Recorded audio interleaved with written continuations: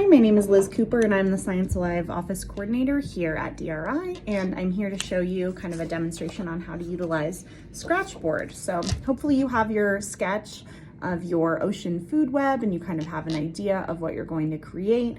Things to keep in mind, a Scratchboard is very risky.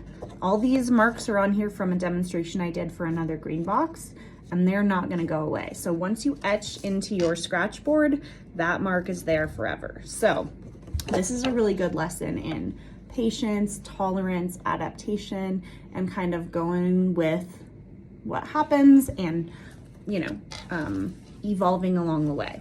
So what I also would recommend is you can sketch onto the Scratchboard lightly with pencil. If you press too hard, it's going to go through. So if you want to lightly kind of map out your ocean web, that might be a good start. And I would start with whatever you're most confident with first, or kind of start with whatever you think you're going to be most successful with, because that's going to set you up for success. So let's say, again, I already have this other thing going here. Let's say that this big leaf is part of my ocean food web. So we'll say that this is my, I don't know, kelp or something. So you can see up here, maybe this is, out of the water. I have already scratched away a lot of the white here for the sun. So any mark that you make, you're kind of working backwards, right? So Scratchboard starts out black, and then what you scratch away will reveal the white of the Scratchboard. So this is kind of the opposite effect to what you might be used to doing typically with pencil or pen or marker or anything else, where you're using a white surface and then adding. So this is more of a reductive art making technique.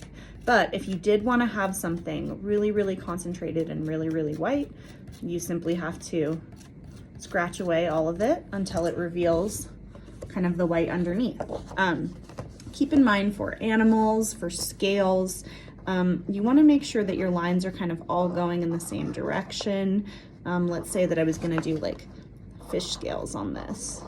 You want to just be really, really cautious about the marks that you're making. And again, if you make a mark that you didn't want to make, let's say I went like this, okay, so maybe now I change that into another leaf and kind of adapt from there.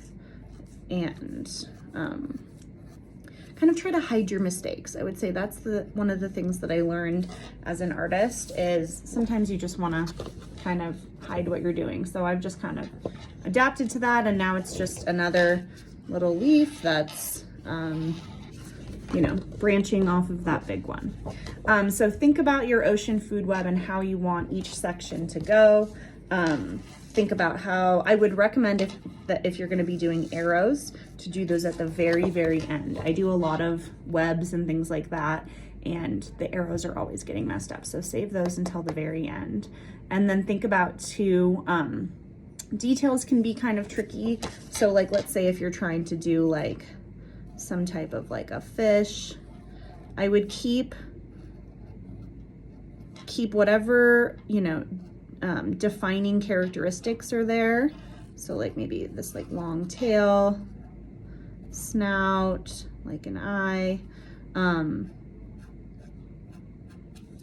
but just try to be really intentional with your marks and be thinking about how am I going to make that stand out against the background. So the cool thing about these is since the Scratchboard is black, it'll kind of give you that feel of the deep ocean. So if that is the zone that you decided to work with, that could be a really cool area to explore, is kind of the deepest section of it.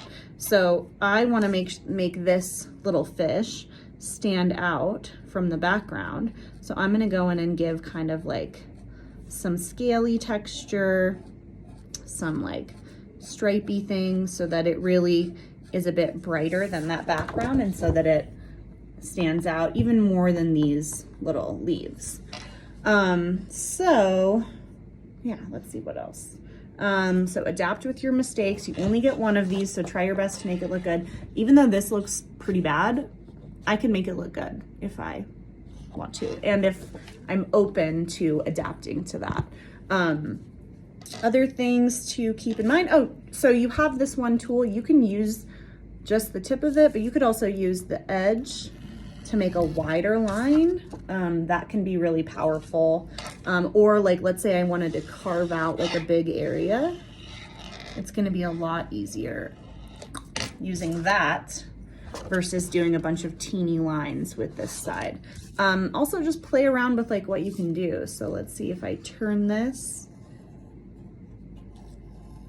how I can get kind of a thick to thin. So that can be really fun.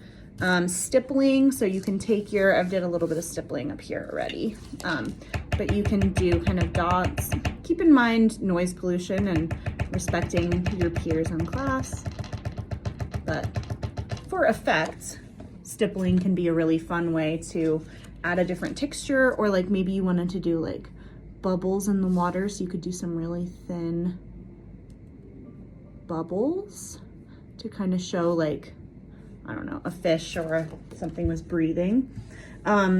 So there's lots of fun possibilities to utilize with your Scratchboards. I encourage you to look up more videos and just see kind of what other people done or other tricks, and try your best to make that ocean web look amazing and still convey kind of what goes to what and what feeds each thing, so that when it's displayed, people can not only appreciate your art, but also learn something. Okay, thank you. Have a nice day.